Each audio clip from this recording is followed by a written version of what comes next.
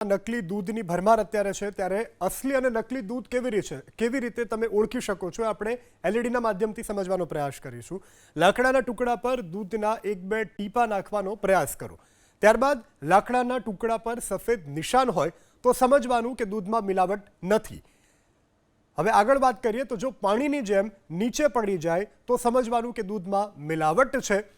સાબુ જેવી ગંધ આવે તો તેનો અર્થ એ છે કે દૂધ કૃત્રિમ છે. અસલી અને નકલી દૂધ કેવી રીતે ઓળખીશું એની વાત. શુદ્ધ દૂધમાં સાબુ જેવી ગંધ ક્યારેય આવતી નથી. ત્યારબાદ ગરમ દૂધ બીજા દિવસે પીળાશ પકડે તો સમજવાનું કે દૂધ નકલી છે. અસલી દૂધમાં આવા કોઈ પણ પ્રકારના રંગો દેખાતા નથી. અસલી દૂધ ક્યારેય રંગ બદલતું પણ નથી.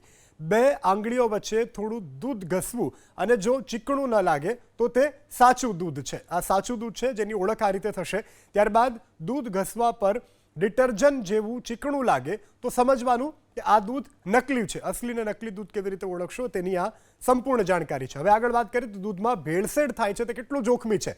પાણી, યુરિયા અથવા સ્ટાર્ચની ભેળસેળથી પોષણનું પ્રમાણ ઘટતું હોય છે અને ત્યારબાદ પાચન અને કિડનીની જે સમસ્યાઓ છે તે આ નકલી જોખમી દૂધને કારણે લોકોમાં થતી હોય છે.